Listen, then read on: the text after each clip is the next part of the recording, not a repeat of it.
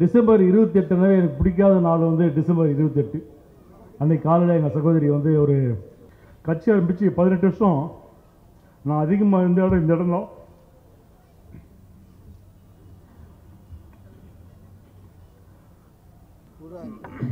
வீட்டுக்கு கூப்பிட்டாரு, கட்சி ஆரம்பிச்சிட்டோம். நான் கேப்டன் சொல்கிறேன், இது செலவு பண்ணுறோம், நம்ம ஏன் ஓட்டுக்கு காசு கொடுத்தா ஜெயிச்சிருவோமே அப்படின்னு. நான் ஓட்டுக்கு 50 ரூபா ஓட்டு தருவோம், அப்போ காசு தர கலாச்சாரம் கிடையாது. திமுகலாம் அப்போ ரொம்ப கம்மியாக தான் கொடுத்துருந்தாங்க. 50 ரூபா ஓட்டு கொடுப்போம் அப்படின்னு என்னை பார்த்து கோவப்பட்டார் கேப்டன். காசு தரவே கூடாது, நீங்கள் தொண்டனுக்கு சாப்பாடு போதும். ஆனால் 50 ரூபா கொடுத்துருந்தா கண்டிப்பாக அன்றைக்கி கிட்டத்தட்ட 30 எம்எல்ஏ நம்ம கண்டிப்பாக ஜெயிச்சு போனோம். 16 சத்தியம் வச்சார், உளுந்தூர்பேட்டில் நான் காசும் கொடுக்க மாட்டேன், வாங்க மாட்டேன் அப்படின்னு. இது நமக்கு அரசியல் தெரியல. அரசியல் தெரிஞ்சிருந்தா 2006 நம்ம வந்து கிட்டத்தட்ட ஒரு 30 தொகையில் நம்ம வெற்றி பெற்றிருப்போம். நமக்கு தெரியாது அன்றைக்கி. அது எனக்கு தைரியம் தான், அது ஒன்றா இருக்காது அவர் கட்டின்னு. நான் உள்ளே போகிறேன். நான் என்னை பார்த்தோன்னே அக்கா வந்து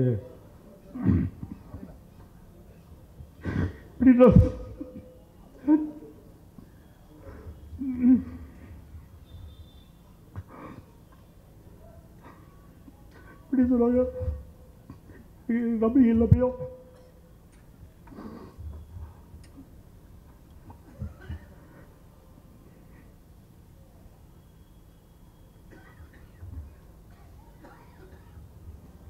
ஆறு 10 டாக்டர் சொல்றது, கேப்டன் பண்ண முடியல, நம்பவே முடியல. ஒரு மணி நேரம் அப்படியே உட்காந்துட்டோம் இடத்துல, அப்படியே ஒன்றும் புரியல எனக்கு. அதுக்கப்புறம் பாஸ் அதுக்கு ட்ரை பண்ணேன்,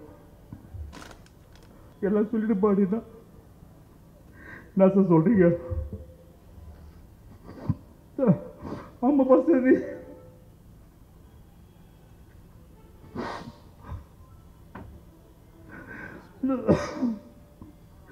எவ்வளவோ விஷயம் பார்த்து சொல்லுவாங்க. கேப்டன் கூட்டம் போடுவோம், அங்கே போனோம், இங்கே வரணும். ஆனால் நம்ம இதுவாக ஒரு நிகழ்ச்சி நான் சொல்லுவேன், சத்தியமாக என் லைஃப்பில் நினைச்சே போக. நான் எனக்கு முகவரி கொடுத்தது அவர் தான். அன்றைக்கி எனக்கு வந்து சுதீஷ்னா யாருக்குமே தெரியாது. விஜயகாந்த் மச்சானா, எல்கே சுதீஷ், ஓ விஜயகாந்த் மச்சான் அப்படின்னு எனக்கு அடையாளம் கொடுத்துருவார். எனக்கு கடைசியில் வந்து நான் எவ்வளோ மாலை போட்டேன். 28ஆம் தேதி எல்லாம் சொன்னாங்க, உங்கள் மாலை தான் அவருக்கு கடைசி போடணும் அப்படின்னாங்க. எனக்கு மனசே வரல. எனக்கு 28 போட்ட கடைசி மாலை நான் 2 அக்டோபர் 2ஆம் தேதி நான் கேப்டன் கடைசியப்பா. ஏழை எளிய மக்கள் வந்தால் பணம் இல்லைன்னு சொன்னால் இலவசமாக மருத்துவம் பண்ணணும்னு சொன்னாங்க. என் பையன் எம்டி ஜாயின் பண்ணணும்னா நான் எப்படியாவது கேப்டன்ட்டு ஆசீர்வாதம் வாங்கணும். சார் என்கிட்ட சொன்னேன், அந்நியார்கிட்ட கேட்டு அக்டோபர் 2ஆம் தேதி நான் வீட்டுக்கு போனேன். ஏழை பணக்காரன்லாம் பார்க்க மாட்டார் கேப்டன், ஜாதி பார்க்க மாட்டார் கேப்டன், மதத்தெல்லாம் பார்க்க மாட்டார். அப்படிப்பட்ட ஒரு நல்ல மனிதரோட நாம பயணம் பண்ணிருக்கோம். நம்ம கர்வமா சொல்லணும், பெருமையா சொல்லணும். செத்தா 6க்கு 3 பணம் கூட வரப்போறது இல்ல. இன்னைக்கு நான் இப்ப சொல்றேங்க, இனிமேல் இந்த மாதிரி ஒரு கூட்டம் எந்த தலைவருக்கும் எந்த நடிகருக்கும் வரவே வராது. என்ன பாருங்க, இன்னைக்கு கூட இந்த கருடன் சுத்தினது நம்ம எல்லாமே பார்த்தோம். இன்னைக்கும் சுத்திச்சு. நிச்சயமாக நம்ம அண்ணன் அன்புராஜ் அண்ணன் சொன்ன மாதிரி இது ஒரு கோயில் ஆயிடுச்சு. 2011 நம்ம அதிமுகவோட கூட்டணி வச்சுருந்தோம். எல்லாருக்கும் தெரியும், எல்லா மாவட்ட கட்சி தெரியும். அப்போ வந்து ஒரு சீட்டு பிரச்சனை வந்துச்சு நம்மளுக்கு. அப்போ பார்த்தீங்கன்னா தமிழ்நாட்டில் இருக்கிற அனைத்து மாவட்ட கழக செயலர்களும் நம்முடைய தலைமை கழகத்துக்கு வந்துட்டாங்க அன்றைக்கி. அப்போ பார்த்தீங்கன்னா அந்த அம்மையாருடைய உருவம் வெளியே எல்லாம் கொடுத்துட்டாங்க. அதுக்கப்புறம் எல்லா கட்சி தலைவர்களும், கம்யூனிஸ்ட்லேருந்து எல்லா கட்சி தலைவரும் கேப்டனை பார்த்து இங்கே ஆஃபீஸுக்கு வந்தாங்க எல்லாமே. அப்போ அவங்க எல்லாமே என்ன சொன்னாங்கன்னாக்கா, கேப்டன் உங்கள் தலைமையில் நம்ம ஒரு அணி அமைச்சு எலெக்ஷன் சந்திப்போம் அப்படின்னு. அப்போ நான் கூட இருந்தேன். கேப்டன் சொன்னார், நான் அம்மையாருக்கு நான் வாக்குறுதி கொடுத்துட்டேன், அதனால் கண்டிப்பாக நான் பின் வாங்க மாட்டேன் அப்படி சொன்ன ஒரே தலைவர் நம்ம கேப்டன் அவர்கள் தான். அதுக்கப்புறம் 2011 நம்ம போட்டி போட்டு அந்த அம்மா ஆட்சிக்கு வந்தாங்க, நம்ம எதிர்கட்சி ஆனோம். இது மாதிரி தமிழ்நாட்டில் எந்த தலைவரும் இப்படி செய்ய மாட்டாங்க. அது வந்த வாய்ப்பை அன்றைக்கி 2011 எல்லா கட்சியுமே வந்தாங்க தலைவர் தேதி. அவர் நினைச்சிருந்தா 2011 தமிழகத்தினுடைய முதலமைச்சராக கண்டிப்பாக வந்திருப்பார் அவர். ஆனால் அந்த வார்த்தையை கடைசி வரைக்கும் காப்பாற்றினார் அவர். அதே போல் நான் ரசிகர் வாங்கும்போது பல முறை பேசியிருக்கிறாங்க. இலங்கை பிரச்சனைக்கோசரம் டி நகரில் உண்ணாவிரதம் இருந்த கேப்டனாகோ நான் போய் ஒரு சாலோ போட்டேன், மாலை போட்டேன் நான். அதுக்கு பிறகு 1990 என்னுடைய சகோதரியை திருமணம் செய்ய எனக்கு தெரியாது, திருமணம் முடிஞ்சது. அப்போ நான் மாலை போட்டேன், சந்தோஷமாக இருந்துச்சு எனக்கு. அதுக்கு பிறகு எனக்கு என்னுடைய தயாரிப்பாளருக்கு வல்லரசு படத்தில் தயாரிக்க வாய்ப்பு கொடுத்து அந்த முதல் நாள் படப்பிடிப்புக்கு ஒரு மாலை போட்டு சந்தோஷப்பட்டேன் நான். எனக்கு இந்த டிசம்பர் 28 எனக்கு பிடிக்காத நாள் டிசம்பர் 28. அன்றைக்கு காலையில் எங்கள் சகோதரி ஒரு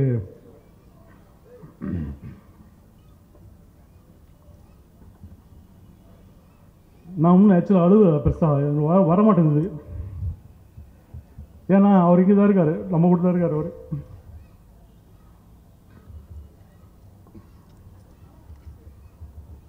கட்சி ஆரம்பித்து 18 வருஷம் நான் அதிகமாக இருந்த இடம் இந்த இடம் தான்.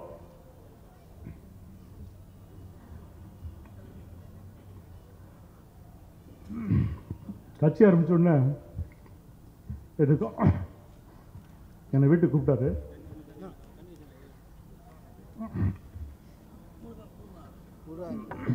வீட்டுக்கு கூப்பிட்டாரு. கட்சி ஆரம்பிச்சிட்டோம், ஆஃபீஸ் கிடையாது, நான் இப்போ எங்கே உட்காருவாடினாரு. அவர் சொன்ன வார்த்தை எனக்கு ரொம்ப கஷ்டமாக இருந்தது. 25 நாளில் ஒரு ஆஃபீஸ் கட்டணும். நான் நண்பர்கள் ஒரு 4 பேர் சேர்ந்து ஒரு ஆஃபீஸ் கட்டினோம் ஃப்ரண்ட்டில். அப்போ எங்கள் கல்யாண மண்டபம் இருந்தது. இப்போ பொதுச்செயலர் கல்யாண மண்டபம் ஆஃபீஸில் உட்காந்துப்பார். நான் பார்த்து கேப்டன் கட்சி ஆரம்பிச்சாச்சு, அவ்வளோ பேர் தலைவர், எங்கே உட்கார வருவார். அவர் சொன்னார், எங்கே போகிறது புரியல, என்ன வாடகை இடம் பிடிப்போம் அப்படின்னாரு. நான் சொன்னேன், இருங்க 20 நாள் டைம் கொடுங்க, கரெக்டாக ஒரு மாதத்தில் கட்சி ஆஃபீஸு ஃப்ரண்ட்டில் ஒரு ஷெட்டில் போட்டு கட்டி ஆரம்பித்தோம். அவருக்கு என்ன நினச்சா தெரில. மறுநாள் ராமசுந்தரன் இருந்தார், கேப்டன் இருந்தார், ஆஃபீஸுக்கு வர வச்சு இன்னிலேருந்து கட்சியில் இருக்க எல்லா வேலையும் நீ பார்க்கணும் அப்படின்னு அவர் உத்தரவு போட்டார். எனக்கு நான் வல்லரசுக்கு கேப்டன் சினிக்கு வச்சு மேலே ஆஃபீஸு, கீழே ரசிக மன்றம், ராமசுந்தரன் அவர்கள் எல்லாம் சொல்லுவார், நான் பார்ப்பேன், எல்லாம் பேசுவேன். எல்லா ரசிக மன்றத்தையும் நான் ரொம்ப இன்வால்வ் ஆக மாட்டேன். நான் அப்போ தான் கொடியை நம்ம வல்லரசு படத்தில் கொடியை அறிமுகப்படுத்துகிறோம். அப்போ அந்த கொடியை அறிமுகப்படுத்துறது நான், நம்முடைய மறைந்த பொதுச்செயலர் ராமோஸ்தன் அவர்கள், நம்முடைய பழைய கேப்டனுடைய நண்பர் இப்ராஹிம் அவர்கள், நாங்கள்லாம் சேர்ந்து அந்த கொடியை அப்போ அறிமுகப்படுத்தும், ரசிக மன்ற கொடி. அப்போ இந்த ராமோஸ்தன் அண்ணனுக்கு உடம்பு சரியில்லை, நீ கூட அண்ணனுக்கு கூட எல்லா வேலை போகணும் அப்படின்னு எனக்கு கட்டளையிட்டார் 2005. அப்போ பார்த்தசாரதி இன்னும் 2 பேர் கட்சியில் இல்லை, அவங்க போயிட்டாங்க. இவங்க 2 பேர் கூட வச்சு நீ எல்லா வேலை பார்க்கணும் அப்படின்னாரு. எனக்கு உத்தரவு போட்டார். எனக்கு அந்த 2005 கேப்டன் கட்சி ஆரம்பித்த உடனே அவர் டூர் போயிட்டார் எல்லா ஊர்லேயும். தமிழ்நாட்டில் ஒரு கட்சி ஆரம்பித்து 55-6 கிலோமீட்டர் சுற்றுப்பயணம் செய்த ஒரே தலைவர் நம்ம கேப்டன் மட்டும்தான். எல்லா கிராமத்துக்கே போயிட்டு வந்தார். அதில் ஒரு டெம்போ ட்ராவலில் ஊட்டியிலேருந்து ஆக்சிடென்ட் ஆச்சு, அதெல்லாம் நடந்தது. அந்த ஆக்சிடென்ட் ஆச்சு, அடுத்து உடனே இன்னும் டெம்போ ட்ராவல் பின்னாடியே போனவருக்கு உடனே அனுப்பிச்சு எல்லா ஊரும் தமிழ்நாடு போல் சுற்றுப்பயணம் போயிட்டு வந்தார். மற்ற ஊரில் பார்த்தீங்கன்னாக்கா அந்த தலைவர் ஏன்டா எங்கள் ஊருக்கு வர வேணாம் கொடி காட்டுவாங்க. இங்கே எப்படி அவன் நடக்கணும்? அந்த காலத்தில் கேப்டன் வரலைன்னா ரோட்டில் இருக்கிற டியூப்லைட்டில் உடச்சிடுவாங்க. எங்கள் ஊருக்கு கேப்டன் வரலைன்னா டியூப்லைட் மொத்தம் அடிப்பாங்க. அந்த ஊரில் எல்லா ஊர்லேயுமே கன்னியாகுமரியில் ஆரம்பித்து கும்மிடிப்பூண்டி வரைக்கும் ஒரே மாதிரி தான், எல்லா ஊர்லேயும் ஒரே மாதிரி தான். அந்தளவுக்கு சிறப்பான வரவேற்பு கொடுத்தாங்க அன்றைக்கி மக்கள், தமிழக மக்கள் நம்மளுக்கு. நான் ஒரே அவனுக்கு கேப்டன் சொன்னேன், தமிழ்நாட்டில் 234 தொகுதி எப்படி வேட்பாளர் கேப்டன் போடுவார்னா பேசுவார். இப்போ இன்றைக்கி மாவட்டத்துக்கு போகிறேன், வேட்பாளர் விடுவோம், ரிலீஸ் பண்ணுவோம், கேப்டன் ஸ்டேஜில் அனௌன்ஸ் பண்ணுவார். அது மாதிரி 234 தொகுதியில் வேட்பாளர் அறிவித்தோம். அப்போ நான் கேப்டன் சொன்னேன். அப்போ கேப்டன் சொன்ன ஒரே வார்த்தை, எல்லா வேட்பாளரும் கட்சி தொண்டர்களுக்கும் சாப்பாடு போடணும், டெய்லி பிரியாணி முடிஞ்சால் பிரியாணி போடுங்க, இல்லை சாப்பாடு போடணும், எல்லாருக்கும் கட்டுட்டாங்க. அப்போ கேட்டனவர்கள் எனக்கு ஒரு வாய்ப்பு கொடுத்தாங்க. குடியாத்தில், எங்கள் சொந்த ஒரு குடியாத்தில் போட்டி போடுறதுக்கு வாய்ப்பு கொடுத்தாரு எனக்கு. கிட்டத்தட்ட ஒரு மாதம் நாங்கள் வந்து பிரியாணி போட்டோம், சாப்பாடு போட்டோம். அது செலவே பார்த்திங்கன்னா கிட்டத்தட்ட 50 லட்ச ரூபா. நான் கேப்டன் சொல்கிறேன், இது செலவு பண்ணுறோம், நம்ம ஏன் ஓட்டு காசு கொடுத்தா ஜெயிச்சிருவோமே அப்படின்னு. நான் ஜெயிச்சு ஒன்று ஓட்டுக்கு போவேன் நான் சொன்னப்போ. அப்போ வந்து விருதாச்சலம் நம்மளுடைய வெங்கடேசன் அவர்கள், வெங்கடேசனு, பண்டுட்டியார், இது மாதிரி கிட்ட முருகேசனு, இளங்கோ, பார்சாரதி, இது மாதிரி ஒரு 10 சொன்னால் ஒரு 25 தொகுதியில் வந்து ஓட்டுக்கு 50 ரூபா ஓட்டு தருவோம். அப்போ காசு தர கலாச்சாரம் கிடையாது. திமுகலாம் ரொம்ப கம்மியாக கொடுத்துருந்தாங்க. 50 ரூபா ஓட்டு கொடுப்போம் அப்படின்னு என்னை பார்த்து கோவப்பட்டார் கேப்டன். காசு தரவே கூடாது, இது தொண்டனுக்கு சாப்பாடு போதும்.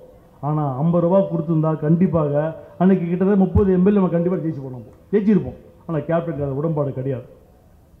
அதுக்கப்புறம் 2016 சத்தியம் வச்சார், உளுந்தூர்பேட்டில் நான் காசும் கொடுக்க மாட்டேன், வாங்க மாட்டேன் அப்படின்னு. இது நமக்கு அரசியல் தெரியல. அரசியல் தெரிஞ்சிருந்தால் 2006 நம்ம வந்து கிட்டத்தட்ட ஒரு 30 தொகுதியில் நம்ம வெற்றி பெற்றிருப்போம். நமக்கு தெரியாது, அன்றைக்கி அது நமக்கு தெரியாது. இதுமாதிரி செய்யும் போகிறதில்ல நம்ம. ஏன்னா தலைவர் நம்ம வந்து அந்த பாதையை நம்ம காட்டியிருக்காரு நம்மளுக்கு. நான் அது ஏன் சொல்கிறேன்னா, எல்லாம் வந்து 27ஆம் தேதி காலைல வந்து எங்கள் சகோதரி காலைல ஃபோன் பண்ணுறாங்க. காலைல ஒரு 5 மணி இருக்கும். இது மாதிரி பல முறை அவங்க ஃபோன் பண்ணியிருக்காங்க. நாங்கள் போவோம் வருவோம். எனக்கு அதே மாதிரி தான் நான் போகிறேன். இன்றைக்கி நான் போன 28ஆம் தேதி காலைல ஜெம் ஹாஸ்பிட்டலுக்கு போகிறோம். அவங்க மட்டும் தனியாக இருக்காங்க உள்ளே. நானும் என் மனைவி உள்ளே போகிறோம். எனக்கு தைரியம் தான், அது ஒன்றா இருக்காது அவருக்கு அப்படின்னு. நான் உள்ளே போகிறேன். நான் என்னை பார்த்தோன்னே அக்கா வந்து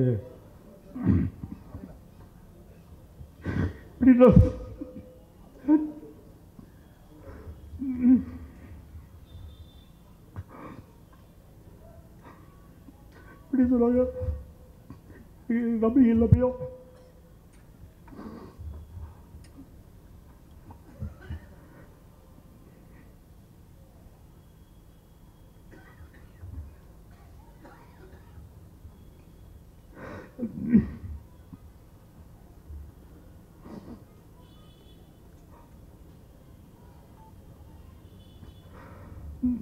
அப்புறம் 6:10 டாக்டர் சொன்னது, கேப்டன் முடியல, நம்பவே முடியல. 1 மணி நேரம் அப்படியே உட்காந்துட்டோம் இடத்துல. அப்படியே ஒன்றும் புரியல எனக்கு. அதுக்கப்புறம் பாஸ் அதுக்கு ட்ரை பண்ணேன். எப்படி சொல்கிறது தெரியல எனக்கு. பாஸ் ஆகிட்டு சொல்லி பாஸ் ஆகி எல்லாம் சொல்லிட்டு பாடினா என்ன சார் சொல்கிறீங்க? ஆமாம் பாஸ் ஆகி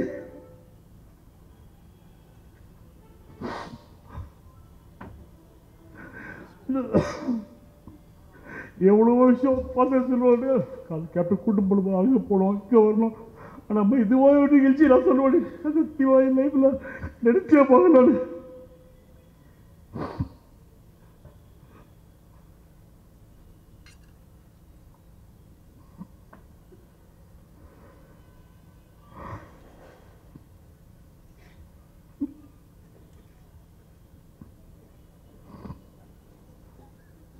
இது யார் சொல்றது?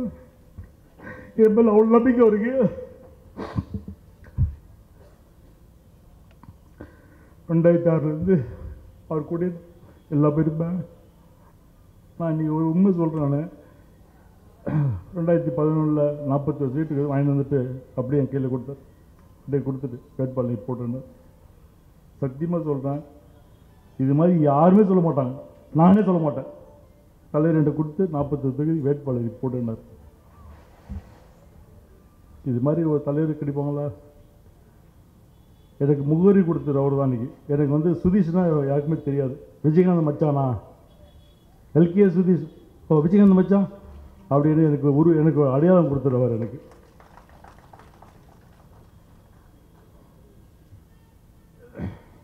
எனக்கு எவ்வளோ பேசணும் இருக்கு. எனக்கு கடைசியில் வந்து நான் எவ்வளோ மாலை போட்டேன். 28ஆம் தேதி எல்லாம் சொன்னாங்க, உங்கள் மாலை தான் அவருக்கு கடைசி போடணும் அப்படின்னாங்க. எனக்கு மனசே வரல. எனக்கு 22 போட்ட கடைசி மாலை நான் அதுக்கு போட்டிருக்கேன். இன்றைக்கி வந்து இது மாதிரி ஒரு நிகழ்ச்சியில் இது மாதிரி நடக்குமா அப்படின்னு நான் வாழ்க்கையில் நினச்சி பார்த்தே கிடையாது. இங்கே எவ்வளோ நிகழ்ச்சி. அவர் என்ன சொல்லுவார், எனக்கு அவருக்கு என்ன, நான் ஒரே அவர் கண்ணில் பார்ப்பார், நான் புரிஞ்சுப்பேன், செஞ்சிருவேன். அதே மாதிரி அவர் தெரியும் இது ஒரு விஷயம் இது பண்ணணும் அப்படின்னு சொல்லிட்டா அவர் என்ன நினைக்கிறோ நான் பண்ணி இது வரைக்கும் நான் பண்ணி கொடுத்துருக்கான்னு. அதனால் சொல்லுவார், சுதீஷை கொடுத்துருக்கு பார்த்துப்பார்.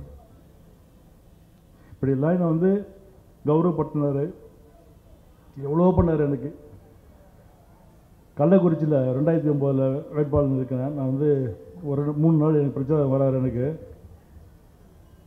வெயில் காலில் எல்லா தலைவருக்கும் பார்த்தீங்கன்னா பொதுவாக சாயந்தரம் 6 மணிக்கு தான் கிளம்பி வருவாங்க. இவர் காலையில் 8 மணிக்கே ரெடிட்டார், காலைல போகலாம் வாடின்னு. நான் சொல்கிறேன் வேணாம் கேட்பேன், அது 8 மணிக்கு போன கஷ்டமாக இருக்குது, வேணாது நீ வண்டி ஏறு, நீ வரையா நான் போட்ட மாட்டேங்கிறார். அது மாதிரி 8 மணிக்கு ஆரம்பித்து கிட்டத்தட்ட இரவு 10 மணி வரைக்கும். 10 மணிக்கு அது கள்ளக்குறிச்சி அந்த டைமில் பார்த்தீங்கன்னா கூட்டம் அப்படி இருக்கும். 10 மணி, அதாவது 7 மணிக்கு போகிற இடத்துல நாங்கள் 10 மணிக்கு போவோம். அதுக்கப்புறம் மைக்கெல் ஆஃப் பண்ணிவிட்டு 10 மணிலேருந்து 12 வரைக்கும் சும்மா கை காட்டிலே வருவார். இது மாதிரி பிரச்சாரம் நான் எனக்கு மட்டும் இல்லை, தமிழ்நாட்டில் இந்த எல்லா தொகுதியும் இப்படி தான். நம்முடைய வேட்பாளர்களுக்கு கட்சிக்கோசம் கஷ்டப்பட்ட தலைவர் நம்ம தலைவர் தான். இப்போ எந்த தலைவரும் இருக்காது, எல்லாம் 6 மணிக்கு கிளம்பும். ஆனால் நம்ம தலைவர் காலை 8 மணிக்கு ஆரம்பித்து இரவு 12 வரைக்கும் கட்சிக்கோசம் உழைத்த ஒரு தலைவர்னால் நம்ம தலைவர் தான், வேறு யாருமே கிடையாது. நான் வேணாம் சொல்லுவேன், வேணாம் கேப்டன் நீங்கள் மட்டும் போதும், இல்லை நான் வந்து தொண்டனை சந்திக்கணும் அப்படின்னு. இது மாதிரி எவ்வளோ விஷயம். 2014 சேலை எலெக்ஷனில் அவரால் முடியல, அவரால் பிரச்சாரம் வர்றதுக்கே முடியல.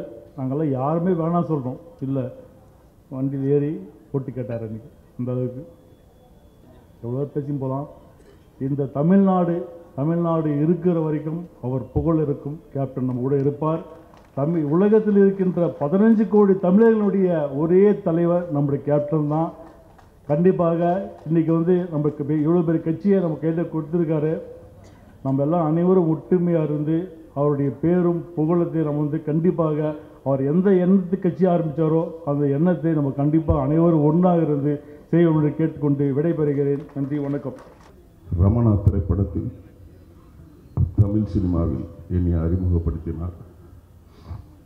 தமிழ், தெலுங்கு, மலையாளம், கன்னடம், இந்தி ஆகிய 5 மொழிகள்லையும் 237 படம் நடிச்சிருக்கிறேன். 47 சீரியல் நடிச்சிருக்கிறேன். 16 விளம்பர படம் நடிச்சிருக்கிறேன். அதுக்கெல்லாம் காரணம் கேப்டன். இன்னைக்கு கூட ஜி தமிழ் நினைத்தாலே இன்றைக்கும் ஷூட்டிங் மதியத்துக்கு மேலே பெர்மிஷன் வாங்கிட்டு நான் வந்தேன். எனக்கு சினிமாவிலும் அரசியலிலும் முகவரி கொடுத்த தலைவர் கேப்டனை பற்றி நான் 2 விஷயத்தில் நான் அவரோட பயணம் பண்ணியிருக்கிறேன். நீங்கள்லாம் அரசியலில் மட்டும்தான் அவரோட பயணம் பண்ணியிருக்கிறீங்க. நான் சினிமாவிலும் அவரோட பயணம் பண்ணியிருக்கிறேன், அரசியலும் நான் அவரோட பயணம் பண்ணியிருக்கிறேன்.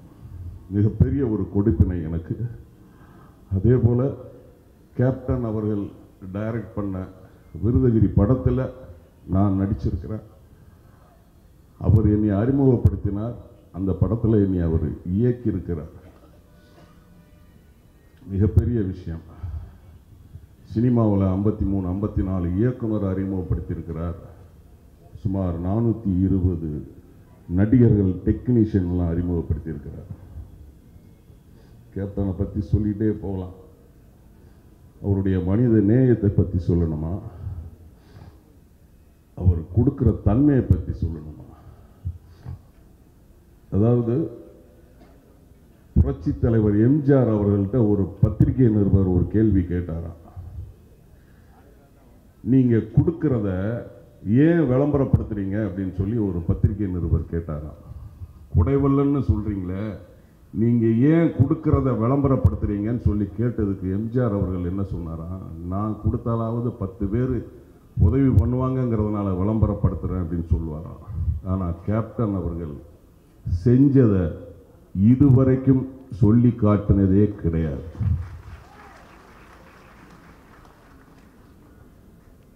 அதே போல அவரை தப்பா பேசினா கூட அவங்கள இவர் என்னைக்குமே தப்பா பேச மாட்டார். அதுக்கு உதாரணம் நிறைய இருக்கு. அதே போல சிறியவர்கள் முதல் பெரியவர்கள் வரை மரியாதை கொடுப்பார். சொல்லிக்கிட்டே போகலாம். நான் 2 அக்டோபர் 2 நான் கேப்டன் கடைசியப்பா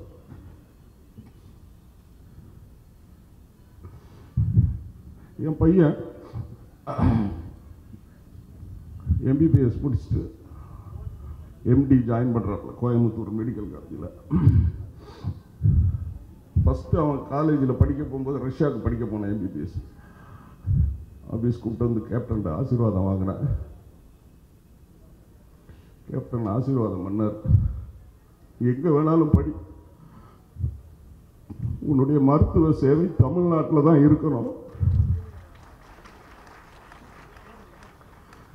முக்கியமாக ஏழை எளிய மக்கள் வந்தால் பணம் இல்லைன்னு சொன்னால் இலவசமாக மருத்துவம் பண்ணணும்னு சொன்னாங்க. என் பையன் எம்டி ஜாயின் பண்ணணும்னா நான் எப்படியாவது கேப்டன்ட்டு ஆசீர்வாதம் வாங்கணும். சார் என்கிட்ட சொன்னேன். அந்நியார்கிட்ட கேட்டு அக்டோபர் 2 நான் வீட்டுக்கு போனேன். என் பையன் 3 கோயம்புத்தூரில் ஜாயின் பண்ணணும். இன்னைக்கு தான் நான் தலைவரை கடைசியாக பார்த்தேன். என் பையனுக்கு ஆசீர்வாதம் பண்ணி கேப்டன் அண்ணியும் 13,000 ரூபாய்க்கு ஒரு சென்ட் கொடுத்தேன். ஏழை பணக்காரன்லாம் பார்க்க மாட்டார் கேப்டன், ஜாதி பார்க்க மாட்டார் கேப்டன், மதத்தெல்லாம் பார்க்க மாட்டார். அப்படிப்பட்ட ஒரு நல்ல மனிதரோட நாம பயணம் பண்ணிருக்கோம். நம்ம கர்வமா சொல்லணும், பெருமையா சொல்லணும். இன்னைக்கு வரும், நாளைக்கு போவோம். நம்ம தலைவர் சொன்ன மாதிரி தான், செத்தா 6க்கு 3, பணம் கூட வரப்போறது இல்ல. இன்னைக்கு நான் இப்ப சொல்றேங்க, இனிமேல் இந்த மாதிரி ஒரு கூட்டம் எந்த தலைவருக்கும் எந்த நடிகருக்கும் வரவே வராது. அவ்வளவு செஞ்சிருக்கிறாருங்க. என் சொந்த ஊர் திருநெல்வேலி, தென்காசி மாவட்டங்க. ஆய்க்குடின்னு ஒரு இடத்துல மாற்றுத்திறனாளிக்கு 5 ஏக்கர் நிலம் கொடுத்திருக்கிறாரு. நாங்க அந்த சொந்த மாவட்டத்திலே இருக்கோம், எங்களுக்கே தெரியாது. அது அடுத்த நாள் பேப்பரை பார்த்தா மதுரை ஏர்போர்ட் பக்கத்துல பெரிய ஆலங்குளம் அப்படிங்கிற ஒரு பகுதியில் நரிக்குறவர்களுக்கு 7 ஏக்கர் நிலம் கொடுத்திருக்கிறாரு. இன்னைக்கு எவ்வளவோ சொல்றாங்க. வலதுகை கொடுக்கிறத இடதுகை தெரியக்கூடாதுன்னு நினைக்கிறவர் நம்மளுடைய கேப்டன் அவர்கள். நம்மெல்லாம் அவருடைய தொண்டன் அப்படிங்கிறதுக்கு பெருமைப்படணும், கர்வப்படணும். கேப்டன் எந்த நோக்கத்தை நினைத்து இந்த இயக்கத்தை ஆரம்பித்தாரோ அந்த நோக்கத்தையும் அந்த லட்சியத்தையும் நாம் நம் உயிரை கொடுத்தாவது நிறைவேற்ற வேண்டும். நிச்சயமாக நாங்கள் நிறைவேற்றுவோம். நிறைய பேசணும்னு ஆசை. எனக்கு வாய்ப்பு கொடுத்த தலைமை கழக நிர்வாகிகளுக்கு நன்றி. ஒரே ஒரு விஷயம் மட்டும் நான் சொல்லிக்கிறேன். சினிமாவில் ஒரு விஷயம், அரசியல் கிடையாது. நான் திரு கலைஞர் அவர்கள் கதை வசனம் எழுதிய பெண் சிங்கம் அப்படின்னு ஒரு படமும் பொன்னர் சங்கர் அப்படிங்கிற ஒரு படத்துலையும் நடித்தேன். நடிக்கிறதுக்கு முன்னாடி நான் கேப்டன்கிட்ட அனுமதி கேட்டேன். கேப்டன், இந்த மாதிரி கலைஞர் கதை வசனத்தில் என்னை கூப்பிடுறாங்க, நான் நடிக்க போகலாமா அப்படின்னு. அப்போ அவர் ஒரே ஒரு வார்த்தை சொன்னார், அவருடைய கதை வசனத்தில் நடிக்கிறதுக்கு அவன் நாயா பேயா அலையிறான், நடிக்கலாமான்னு கேட்குறிய, நடிப்பு வேற அரசியல் வேற, இது உன் தொழில், போய் நடி அப்படின்னாரு. எப்படிப்பட்ட தலைவர் பாருங்க. நிச்சயமாக அவர் நம்ம இதயத்தில் நம்மளோட இருக்கிறார். ஏன்னா பாருங்க, இன்னைக்கு கூட அந்த கருடன் சுத்தினது நம்ம எல்லாமே பார்த்தோம். இன்னைக்கும் சுத்திச்சு. நிச்சயமாக நம்ம அண்ணன் அன்புராஜ் அண்ணன் சொன்ன மாதிரி இது ஒரு கோயில் ஆயிடுச்சு. நான் 3வது நாள் இங்கே வந்தேன். வரும்போது ஒரு வயசான அம்மா வெளியில் அழுதுகிட்டு இருந்தது. அந்த ஃபோட்டோவை அப்படியே தொட்டு பார்த்துட்டு அழுதுகிட்டு இருந்தது. நான் கேட்டேன் அந்த அம்மாட்ட, அம்மா எந்த ஊருமா நீங்கள் அப்படின்னா, நான் விழுப்புரம் பக்கத்துலையா, என் வீட்டில் நான் என் பையன்கிட்ட சொல்லாமல் வந்துட்டேன் அப்படின்னொன்னே, ஏம்மா தனியாக வந்தீங்க, இவரை பார்த்துருக்கீங்களா அப்படின்னு கேட்டேன். அப்போ அவங்க சொன்னாங்க, 2007 எங்கள் ஊருக்கு வந்தாங்க. எங்கள் ஊருக்கு வரும்போது கூட்டம் பயங்கரமாக இருந்துச்சு. என்னை நெருக்கி தள்ளிக்கிட்டு இருந்தாங்க. இப்போ ஒரு கார் வந்துச்சு. அந்த கார் கண்ணாடி கதவு இப்படி இறங்கிச்சு. அப்போ பார்த்தா இந்த ஐயா என்னை பார்த்தாங்க. கதவை திறந்துட்டு வேகமாக வந்து கூட்டத்தெல்லாம் விலக்கி விட்டு என்னையை தனியாக கூப்பிட்டு வந்து, ஏம்மா அந்த மாதிரிலாம் கூட்டத்தில் வராதாமான்னு சொல்லிட்டு கையில் சுருட்டி ஏதோ ஒன்று கொடுத்தாங்க. அதில் 1000 ரூபா பணம் இருந்துச்சு. பாருங்களேன். அதே மாதிரி அன்னைக்கு அந்த அண்ணா ஆர்ச்சி பக்கத்தில் அந்த மேம்பாலத்திலேருந்து ஒரு வயசான அம்மா, பூ வியாபாரம் பண்ணுற அம்மா, அந்த பூவை அப்படி மூட்டையோடு தூக்கி அப்படி போடுறாங்க பாருங்க. நடிக்கும்போது பூ வியாபாரம் பண்ணணும் அப்படின்னு சொல்லி கேட்டால் அந்த பூ வியாபாரம் பண்ணுறதுக்கு உண்டான அனைத்து திங்ஸையும் வாங்கி கொடுத்து அது மூலம் அந்த பணத்தையும் கொடுப்பாராம். அதே மாதிரி சீஷோர் பக்கம் ஷூட்டிங் நடந்ததுன்னா மீன் கடை வைக்கணும்னா அவங்களுக்கு எல்லா உபகரணங்களையும் வாங்கி கொடுத்து பணத்தை கொடுப்பாராம். கொடை வள்ளல், மனிதநேயம் மிக்கவர், கொடுக்கிறது யாருக்கும் தெரியக்கூடாதுன்னு நினைப்பவர். அதே போல் பிறரை பற்றி இகழ்வாக பேச மாட்டார். ஏன்னா நான் ஒரு தடவை மேடையில் ஒரு இது பேசினேன். என்னை கூப்பிட்டு, இங்கே பாரு அரசியல் பேசு, தனிப்பட்ட வாழ்க்கை வரலாறுலாம் பேசக்கூடாது அப்படின்னு அட்வைஸ் பண்ணுவார். இந்த மாதிரி ஒரு தலைவரை நாம் தலைவராக தேர்ந்தெடுத்தது அவருக்கு பெருமை கிடையாது, நமக்கு தான் பெருமை. நமக்கெல்லாம் ஒரு நல்ல பேரை கொடுத்துட்டு போயிருக்கார் தலைவர் கேப்டன் அவர்கள்.